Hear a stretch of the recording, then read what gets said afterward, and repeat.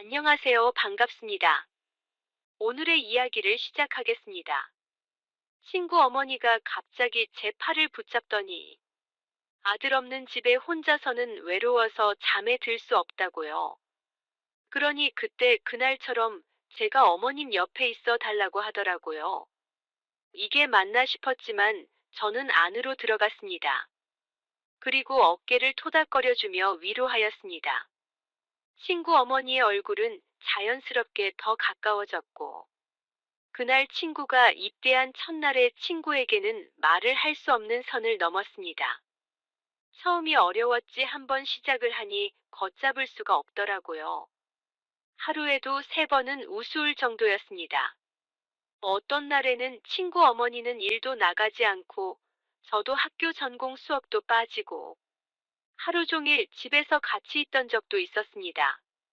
밥 먹는 시간도 아까워서 물만 먹으면서 그랬던 적도 있었지요.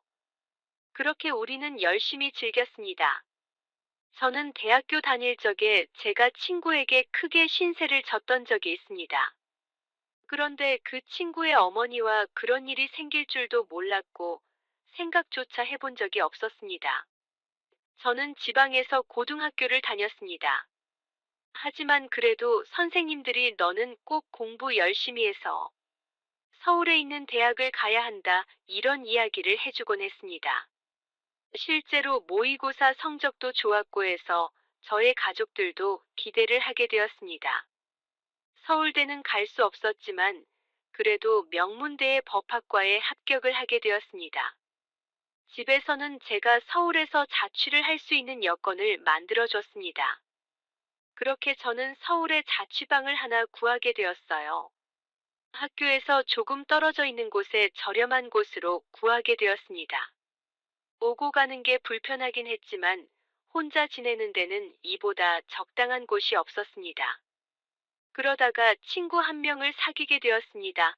이 친구도 농어촌 전형으로 저처럼 가산점을 받아서 들어온 친구라서 이야기도 잘 통하고 죽이 잘 맞았습니다. 이 친구 덕분에 처음으로 학교 사람들과 같이 술을 마셔봤습니다. 학교 선배들이 저보고 술 잘 마신다고 계속 따라주더군요. 그러다 술을 많이 마시게 되었고, 밖에 나오니 차가 다 끊겨버렸더군요. 그래도 걱정 없었던 게 어떻게든 학교 근처까지만 가면 학교에서부터 집까지 걸어서 한 50분 정도면 도착할 수 있으니 학교까지 걸어서 가려고 했습니다.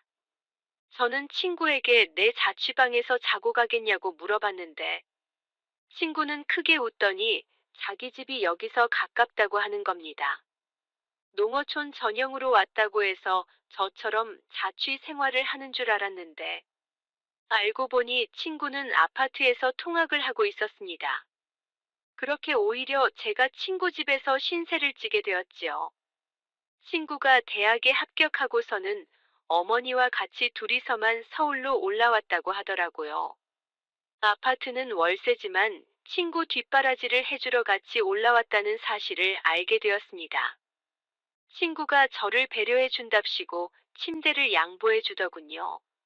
아침에 누군가 저를 안는 느낌에 잠에서 깨게 되었습니다. 저를 위해서 아는 건 다른 사람이 아니고 친구의 어머니였습니다. 제가 아들 침대에서 자고 있었으니 제가 당연히 아들 친구가 아니라 아들이라 생각해서 그런 장난을 친 거였죠. 저도 저대로 놀랐지만 친구의 어머니도 많이 당황한 듯 보였습니다. 친구의 어머니는 저희 어머니랑은 많이 다른 느낌이었습니다. 나이도 훨씬 젊어 보였고 아줌마라는 느낌이 전혀 들지 않았습니다. 머리도 어깨가 넘게 기른 긴 생머리를 하고 있었고 머리카락에도 한 올 한 올 윤기가 가득했습니다. 곧 50을 바라보는 나이인데도 30대 후반인 저의 친척 누나와 비교했을 때도 그 젊음이 한치도 모자람이 없었습니다. 그 나이에 비해 여자들만 풍길 수 있는 매력과 그 나이로는 보이지 않는 동안의 외모 때문인지 제 눈에는 그 점이 더 여성스럽고 매력적으로 느껴졌어요. 친구가 어릴 적에 친구 아버지가 돌아가시면서 혼자서 아들을 애지중지 키웠다고 했습니다. 친구 어머니 말로는 이 친구가 친구를 집에 데려오는 건 제가 처음이라고 하더군요. 그리고 친구 어머니도 저를 엄청 좋게 봐주셨고요. 학교에서도 가깝다 보니 학교 수업을 마치면 친구 집으로 가는 일이 더 잦아졌습니다. 저는 친구보다 친구의 어머니와 더 가까워지고 싶은 마음이 생겼기에 이런 식으로 자주 친구 집에 가서 시간을 보내는 게 좋았습니다. 그런데 그때까지는 몰랐는데 셋이서 이렇게 모여 있으면 친구 어머니가 저를 바라보는 모습이 아들의 친구가 아니라 그 이상의 무언가로 여기는 듯한 느낌을 받을 때가 많았습니다. 제가 친구 어머니를 계속해서 쳐다봤기 때문에 그 시선이 보통이 아니란 것쯤은 알 수 있었지요. 저의 생각은 점점 확신으로 바뀌고 있었습니다. 그러다 중요한 일이 있어서 제가 아침에 학교에 가 볼 일이 있었습니다. 그런데 너무 이른 아침 시간이라 시간을 맞출 수나 있을까 고민하고 있는데 친구가 뭘 걱정하냐면서 자기 집에서 자고 가면 10분이면 학교에 도착하지 않겠냐고 하루 자고 가라고 했습니다. 마침 친구는 그날 밤을 새고 아침에 일찍 집에 돌아올 예정이었고 친구 어머니도 마침 고향에 다녀올 일이 있어서 집이 빈집이라고 하는 거예요. 그러니 걱정하지 말라고 하면서 비밀번호를 알려주더라고요. 그래서 저녁에 친구 집에 도착했습니다. 친구가 말한 대로 집은 빈집이었어요. 배가 고프긴 했지만 저는 일찍 잠을 청해보기로 했습니다. 한참을 달콤한 잠에 취해 있었는데 무언가 이불 속으로 파고드는 느낌이 들어서 잠에서 깼습니다. 어둠 속에 비치는 모습은 그게 친구가 아닌 것을 알 수 있었습니다. 어깨까지 내려오는 이 긴 머리는 친구가 아니라 친구의 어머니라는 걸 단번에 알 수 있었거든요. 아무 말도 못하고 있는데 술 냄새가 퍼져 들어왔습니다. 이미 이불 속에 가득한 술 냄새 때문에 저마저도 취하는 것 같았습니다. 친구의 이름을 부르며 오늘 엄마가 너무 힘들어서 혼자 술을 마시고 들어왔다는 거예요. 오늘 친구 어머니의 시댁에 아버지 일로 다녀왔는데 거기서 서운한 말을 들었나 봅니다. 자고 올라올 예정이었지만 그 자리에 더 있을 수 없어서 시댁에서 나와 혼자 근처에서 술을 드시고는 집에 들어온 것입니다. 저는 어쨌든 친구의 어머니가 저에게 이렇게 가까이 있는 게 좋기도 했지만 저는 아무 말도 하지 않고 가만히 있었습니다. 술 기운 때문인지 안쪽이 점점 데워지는 느낌마저 들기 시작했어요. 그렇게 한참 친구의 어머니가 말하는 걸 듣고 있다가 친구 어머니가 술 기운을 이기지 못해 잠에 들면서 상황은 끝나고 말았습니다. 그런데 친구의 어머니가 너무 깊게 들어와서인지 제가 자칫 잘못 움직였다가는 친구 어머니가 잠에서 깰 수도 있겠다는 생각이 들더라고요. 어떻게 해야 하는가 생각을 하던 중에 저도 피곤했던 건지 아니면 따뜻한 그 느낌이 좋았는지 저도 모르게 잠이 들었나 봅니다.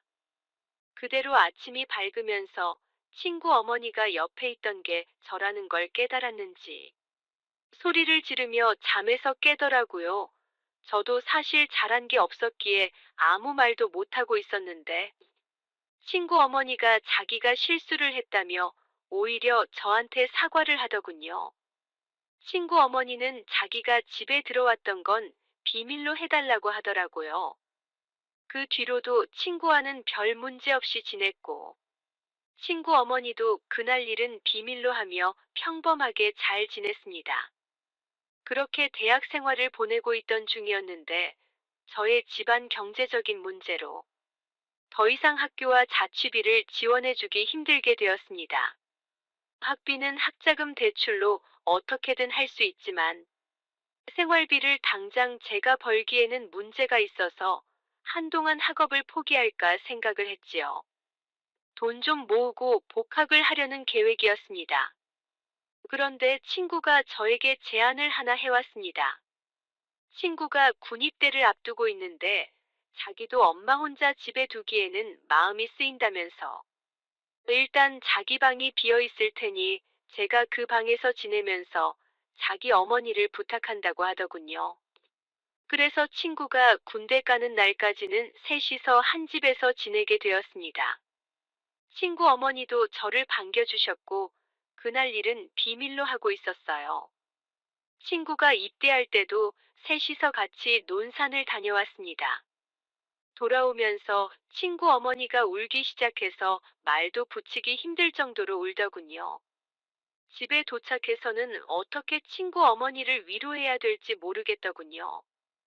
친구가 아들 노릇해달라고 했으니 제가 어느 정도는 해야겠다 싶어서 친구 어머니를 부축해서 침실로 안내를 해줬지요. 일단 한숨 주무시면 나아지실 거예요. 하고 친구 어머니를 침대에 뉘어드리고 밖으로 나오는데 친구 어머니가 갑자기 제 팔을 붙잡더니 아들 없는 집에 혼자서는 외로워서 잠에 들 수 없다고요. 그러니 그때 그날처럼 제가 어머님 옆에 있어 달라고 하더라고요.